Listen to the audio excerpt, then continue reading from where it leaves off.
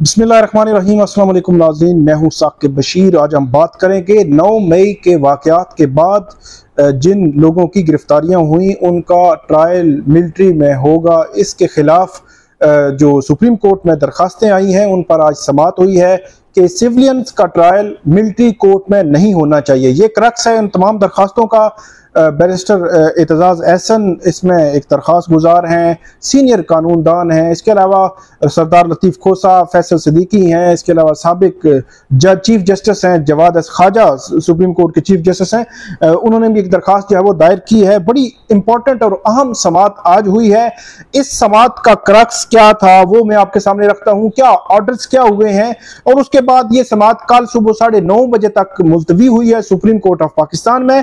और कल अब जो है वो क्या होने जा रहा है, आज की प्रोसीडिंग्स का अहवाल आपके सामने रखते हैं। सबसे पहले तो जो क्रक्स है वो मैं आपके सामने रखता हूं कि आज की प्रोसीडिंग जब खत्म हो रही थी तो chief justice of Pakistan justice Umar Ata Bandial ने यह कहा कि जो ट्रायल हो रहे हैं उसके हवाले से जो पिटिशनर्स हैं उनके वकला ये कह रहे हैं कि 4000 से ज्यादा लोग हिरासत में लिए गए हैं। वो लोग कहां पे हैं, क्या सिविलियन कस्टडी में है, क्या मिलिट्री की कस्टडी में है, या सिविलियन या मिलिट्री कस्टडी में कितने कितने लोग हैं, खवातीन कितनी हैं, बच्चे कितने हैं। इसके अलावा चीफ जस्टिस ने यह भी कहा कि ये ट्रायल अगर मिलिट्री कोर्ट में जाते हैं तो उस कोर्ट की हैसियत क्या है, वो ओपन कोर्ट्स नहीं है, फेयर ट्रायल्स के इशू हैं, वकला को जो है वो हरासमेंट का जो है वो सामना है। इसके अलावा यह भी कहा गया कि जो लोग वो ट्रायल कंडक्ट करेंगे, मतलब बतौर जज कंडक्ट करेंगे, वो उसी ही इदारे से हैं जिस इदारे के हवाले से ये जो है वो दरखास्तें हैं या इल्जामात हैं कि उनकी इंस्टॉलेशंस पर, आर्मी की इंस्टॉलेशंस पर जो है वो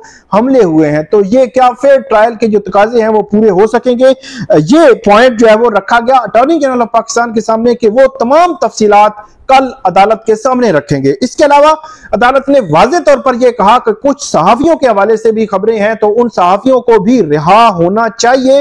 और अदालत ने यह कहा कि सहाफियों के हवाले से जो आजादी सहाफत है वो एक बुनियादी हक है। इसके अलावा अदालत ने यह भी कहा कि आर्मी एक्ट के तहत जो मुल्जमान का जो दिफा है, आर्मी एक्ट में हो या सिविलियंस में हो, आर्टिकल 10A फेयर ट्रायल जो है वो देने का वाज़े तौर पर जो देता है। इसके अलावा एक तंबीह की गई कि मुख्तलिफ किस्म की जो मीटिंग्स हैं, कन्वर्सेशंस हैं, टेलीफोनिक जो गुफ्तगू है, तमाम जो है वो किसी ना किसी हद तक टेप हो रही हैं, वीडियोस बन रही हैं। तो इसका अदालत ने कहा कि जो आइन में प्राइवेसी का जो हक दिया गया है उसको भी वायलेट किया जा रहा है, उसकी भी खिलाफ वर्जी की जा रही है। आखिरी जो बात अदालत ने की सबसे इंपॉर्टेंट थी, क्योंकि सरदार लतीफ खोसा और दीगर जो वकला थे उनका यह कहना था कि आज हर सूरत में अदालत स्टे दे, अदालत ये मिलिट्री कोर्ट्स में ट्रायल करने को रोक दे। लेकिन अदालत ने कहा कि हम जो है वो अटॉर्नी जनरल को सुनेंगे, उसके बाद इस मामले को देखेंगे जो स्टे वाला मामला है। लेकिन मीनवाइल अदालत ने यह कहा कि उम्मीद करते हैं कि अभी तक मिलिट्री के ट्रायल कंडक्ट नहीं हुए होंगे। सरदार लतीफ खोसा ने कहा कि यहां पर लोगों की जिंदगियां अजीरन हो गई हैं, इसलिए अदालत फौरी तौर पर ये स्टे ऑर्डर जारी करे। लेकिन अदालत ने स्टे ऑर्डर जारी नहीं किया। कल सुबह 9:30 बजे इस केस की दोबारा समाअत होगी और जो फैसल सिद्दीकी हैं, जो सिविल सोसाइटी की जानिब से पिटीशन आई थी उसके वकील हैं, वो कल इसमें दलाइल देंगे। आज की अब समाअत की हम बात करते हैं। आज सुबह तकरीबन 12:15 बजे जो समाअत शुरू हुई तो जस्टिस काजी फाइज ईसा समेत 9 रुकनी बेंच था और उसके बाद 1:30 बजे 7 रुकनी बेंच जो लार्जर बेंच है उसने समाअत की। जस्टिस काजी फाइज ईसा और जस्टिस सरदार तारिक मसूद उन्होंने रिक्यूज किया, वो बेंच से अलग हो गए। उसके बाद बेंच जो है वो टूट गया और उसके बाद नया बेंच जो है 7 रुकनी बेंच, बाकी 7 जजेस जो है वो 1:30 बजे उन्होंने केस सुना। जस्टिस काजी फाइज ईसा उन्होंने वाज़े तौर पर यह कहा कि जो सुप्रीम कोर्ट के हवाले से जो लेजिस्लेशन हुई है उसका गजट नोटिफिकेशन आ चुका है, वो जो है वो ऑन फील्ड है और खास तौर पर वो बेंचेस की तश्कील के हवाले से है। उन्होंने कहा कि मेरा मौकफ ये है कि जब से वो ऑन फील्ड है, लेजिस्लेशन हुई है, तो उसके बाद से बनने वाले बेंचेस कानूनी तौर पर दुरुस्त नहीं है। दूसरे लफ्जों में वो कह रहे थे कि गैर कानूनी है।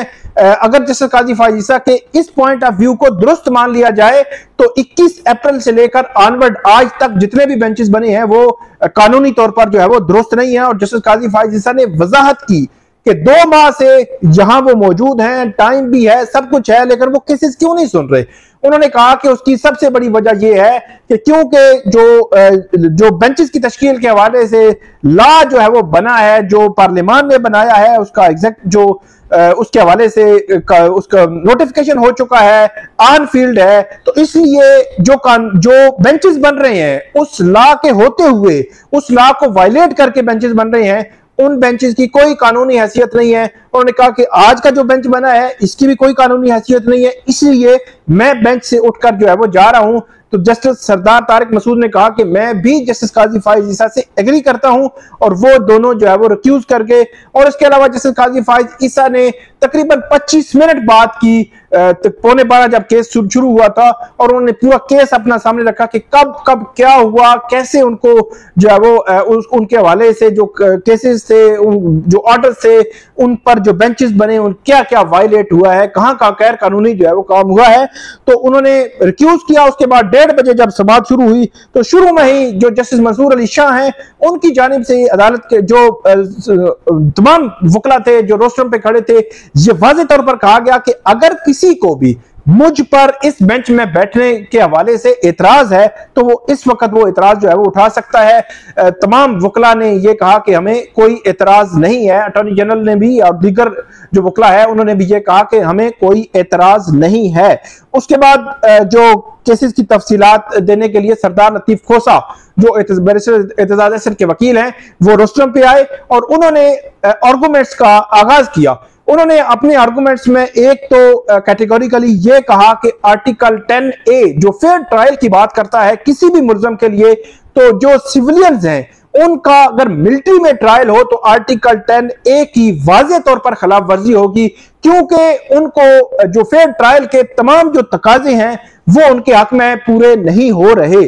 और उन्होंने ये कहा कि 4000 से ज्यादा लोग जो है वो गिरफ्तार किए गए, हिरासत में लिए गए, और कुछ लोग को जो रावलपिंडी से, लाहौर से और मुल्तान से, मुख्तलिफ जगहों से, मजिस्ट्रेट से जो मिलिट्री कस्टडी है वो लिए गए हैं, वो लोग जो है वो मिलिट्री के हवाले किए गए हैं।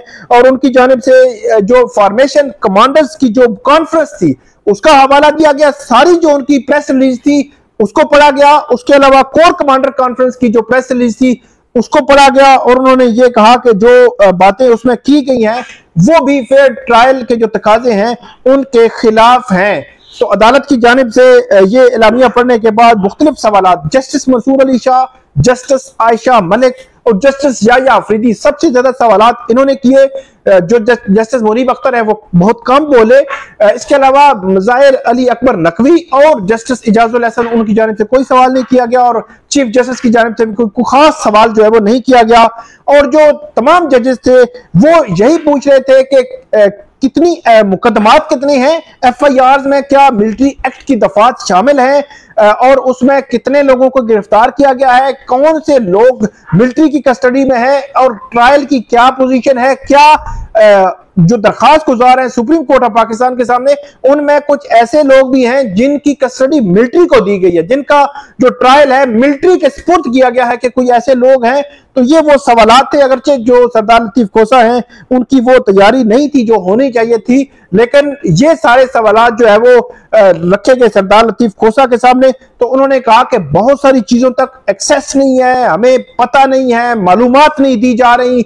उसके अलावा उन्होंने अपना भी हवाला दिया कि उनके घर के बाहर जो है वो फायरिंग भी हुई। इसके अलावा उनकी जानिब से मुख्तलिफ जो दलाइल थे वो कोर्ट मार्शल के हवाले से, मिलिट्री एक्ट के हवाले से वो अदालत के सामने रखे गए।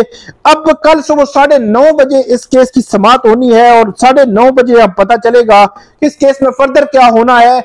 अदालत ने वाज़े तौर पर यह भी कहा है कि कोई वकील जो है उसको हरेसमेंट का सामना नहीं होना चाहिए, और उन्होंने कहा कि अगर इस तरह की सूरतें आ रही तो किसी मुल्ज़म की जानिब से कोई वकील पेश ही नहीं हो सकेगा। तो ये बड़ा अहम मामला जो है वो अब सुप्रीम कोर्ट ऑफ पाकिस्तान में आ चुका है।